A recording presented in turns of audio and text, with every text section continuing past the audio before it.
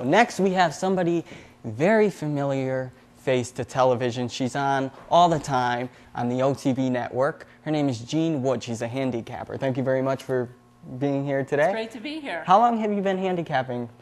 Altogether, a long time. For the network, time? only about 9 years. Only 9 years? Yes. So how often are you on? You have a show on the network called Horses and Courses, right? I've got a couple of things going on, but Horses and Courses is my major show that I do. It's on every week.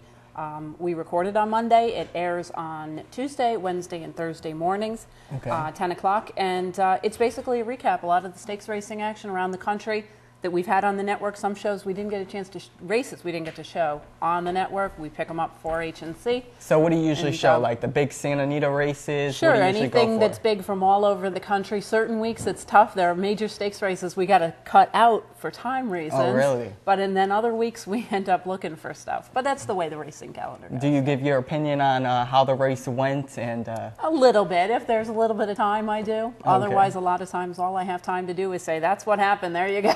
But it's a lot of fun. It's a great show to do, and I think it offers people who are racing fans a chance to see some of the best racing in the country. And it comes on in the mornings. What time does that come on? It's on in the morning at 10 o'clock. At 10 o'clock in the morning on the OTB. Set your VCRs if you're working for a living or if you're doing a 9 to 5.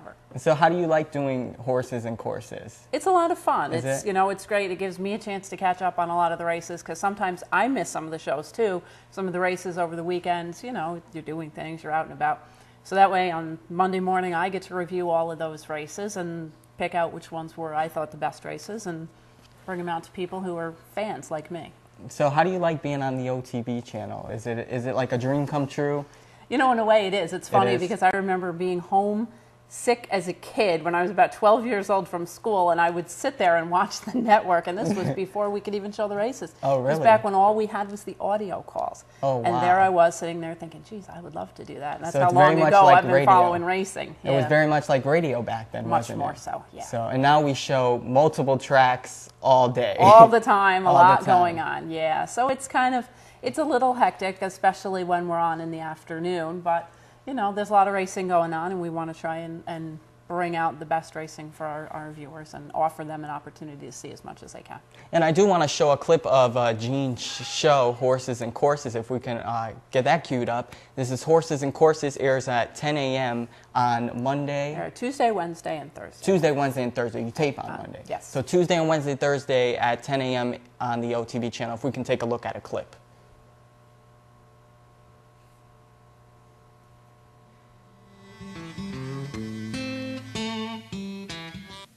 Hello and welcome to this week's edition of Horses and Courses. I'm Jeanne Wood. We have had a great weekend of racing. Unfortunately, some weather problems did create a little bit of difficulty in terms of some surface conditions. Nonetheless, a great weekend's worth of stakes racing action. We're going to give you the entire rundown of the New York bred action at Belmont Park a little later in the program, but we're going to begin at Keeneland, and we'll head back to last Thursday's stakes feature, the Woodford Stakes. The Woodford on the turf, going short for older horses. We'll head down to Kentucky in the Woodford. And they're off in the Woodford. Rock Chalk comes right out running for the lead. TDS has early speed. Hold the Salt up close in third. Ever a Friend down toward the inside. And there goes time after time. That's a clip from Horses and Courses on the OTV channel. So it's a little bit of what I do. I'm glad we were able to come up with a clip where my hair color was the same as it is today. I was a little worried about what they were going to say. You didn't want it to be outdated, did you? Exactly.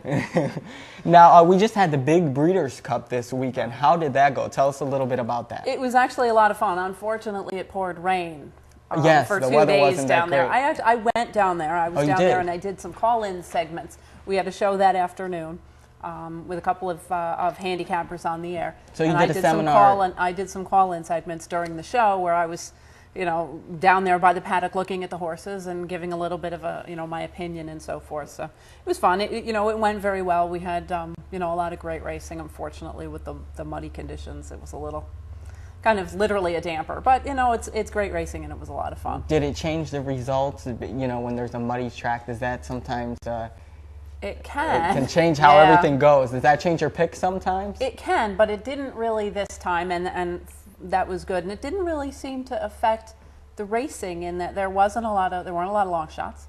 There were only 2 horses that paid what most people would consider long shot prices. One paid 18 and one paid, I believe, $22 or $23. So even then, they weren't really big prices. So it was, I think it was pretty formful racing, and it was a lot of fun. It was a lot of fun for me to be there, but the racing was very good. And you did a seminar. Was that the day before you did a seminar? It was Wednesday night down at the Albany Teletheater. We had a seminar, and it was on our Capital OTB's website, capitalotb.com. As well, and I also did a seminar up at the Racing Museum last Saturday. So there's been a lot of Breeders' Cup buzz, actually. So what goes on at one of these seminars? When I go and watch, what goes on? Oh, you should come. It's a lot of fun. We go over all of the races. We give all of our attendees a copy of the past performances, so you can follow along and see what the handicappers like and talk about what they like. We usually have questions and answers from the audience. So if you have any questions, come on down to the next seminar and ask us some questions. So is there any seminar coming up that we can look forward to? Not for the next couple of months that I know of, although they do have me heading out to a number of branches throughout the course of the fall season into the winter time. Do little kind of impromptu day-by-day seminars throughout. I know I'm going to be in a couple of our branches coming up, and it's again on our website where I'm going to be and when. What the exact dates are. So, if you have handicapping questions, anybody wants to learn a little bit more about it, those are the places to go. Now, do you do extensive research to figure out what horses you want to pick? How accurate is Jeanne Wood? Reasonably accurate. About, the average for handicappers is about 30%. Okay. Which, I'm right in about that range. Now, to me, you can look at it in two ways. When I'm giving out information on our network, I want to not only, you can open up the paper and see that there's a favorite and why. You can pretty much look at it and say, oh, yeah, there's why he's the favorite. What I want to do is try to help our viewers look at the races and say, well, which horse might be is this favorite going to win? Is he really that good? And if he's not, find an alternative horse, or maybe find a horse to bet him in with an exacta or something like that. So that's what I'm trying to do when I'm on the air. And I'm also trying to find horses that are not only going to win, but pay good prices, because that's what it's all about. It's not just about picking the winner. It's about betting on the winner with horse racing and, putting your money up there, putting your $2 on the line against everybody else's. And that's, hopefully picking horses that aren't necessarily just going to be the favorite, but somebody, And you do go on live during these handicaps, just in case there is a late scratch. Sure, exactly. We try to bring all the late information to customers about scratches and changes that might affect the betting, if the racing, if it starts to rain and it's turning muddy on the track, how it might change the race as it's run. So how did you get connected to OTB? Were you always a big horse racing fan? Yeah, I started out following horse racing like a lot of people in my age group, because I had the opportunity to see Secretariat run when he was at Saratoga. And I didn't see him race. I didn't see the race that he lost up here, but I did see him work out. And kind of got into it. I had ridden horses for a few years and was into that. So I decided, this is kind of fun. A friend of my dad's was a big handicapper and taught me how to read the racing form and all of that stuff. And that was how I got into it. And then a friend of mine, who is now the former marketing director at Capital OTB, Dick Powell, hired me when he became the marketing director. He was looking for somebody who could do some television and some marketing work and promotion stuff.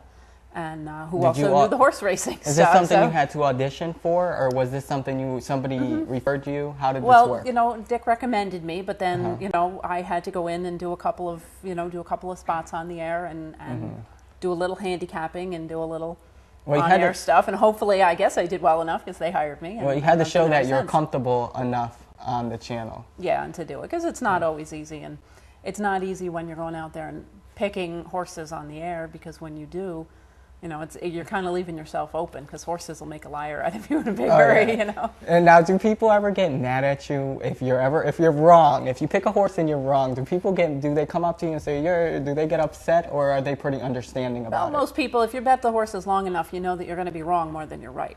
But the other thing is, I've had people come up to me and say, well, I can't believe you would have picked that horse. What were you thinking?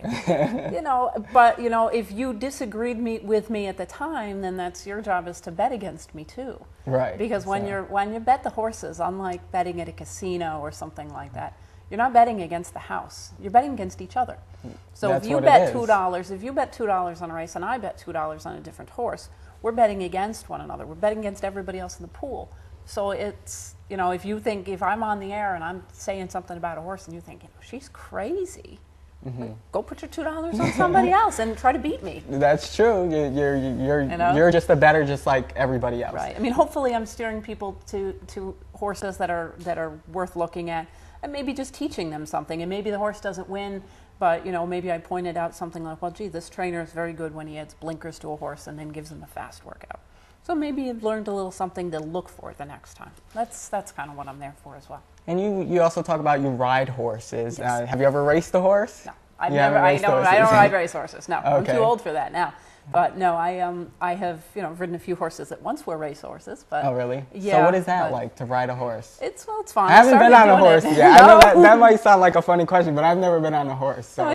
No, it's kind of fun. You can't really describe it, and it's just I've been doing it for so long. I started riding when I was about 9 years old. Oh, wow. So to me, it's kind of like it's like driving a car or riding a bike. It's just something I do.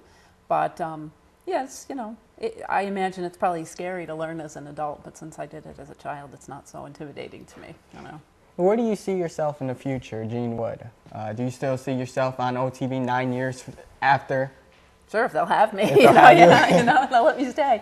Yeah, I enjoy the job. It's interesting. I have the opportunity to get into the branches and meet customers and meet people, talk to a lot of interesting people. When I'm up at Saratoga, especially, I get a ton of feedback because I'm out at the races almost every day. So in addition to being on the air, I actually get to talk to people, and that's why I like doing seminars. When I'm in the studio, as you know, you're sitting here with a camera. Don't see anybody out there. You don't see anybody. You assume everybody's there, but you Right. don't see them. And when you get to a seminar, it's nice because you're sitting there with an audience of people, and you can actually, you say something like, well, let's turn to the third race, and you can hear the rustling of the papers, and they're actually alive and breathing and listening out there. So I like that. I like having the chance to talk with people. Are you from around here originally? Are you a native New Yorker? Yeah, I'm from Albany. You're from Albany, okay. Right in the middle of Albany, right near St. Peter's Hospital. Okay, are there any big races coming up that we have to look forward to? Or are we pretty far away? Well, with the Breeders' Cup, a lot of people tend to think of the season as being over. There's not much more. But there's actually a lot of great racing coming up right around the Thanksgiving weekend. There's big racing down in New York. The Cigar Mile is a big event down at Aqueduct out in California. There's what they call the Festival of Turf. At Hollywood Park, they've got about 12 stakes races over that weekend.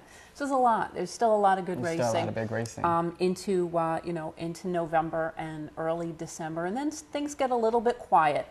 But then, beginning of the new year, we'll be heading racing action in the East Coast. Focuses on Gulfstream Park. On the West Coast at Santa Anita. So there's still a lot coming up. And Aqueduct is running at the moment. Oh yeah, Aqueduct continues right through the winter time, and they'll be running in New York at Aqueduct right through, I don't have the exact date, but I think they go into April.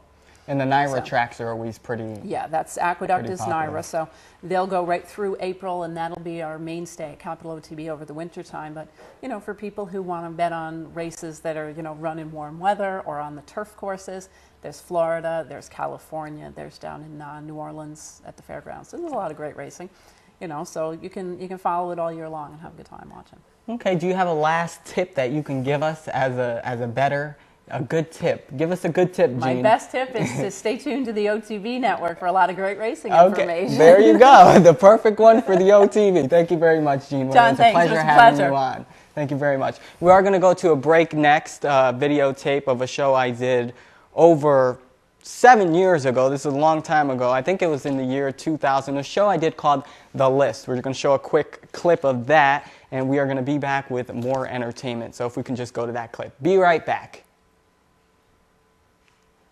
Thank you.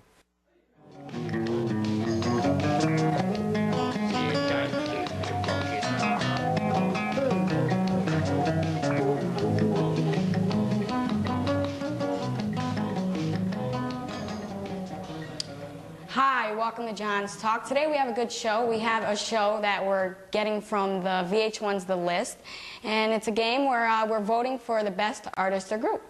So we have 4 contestants, and we're going to vote, and hopefully there's no catfighting or anything here. So contestant number 1, introduce yourself.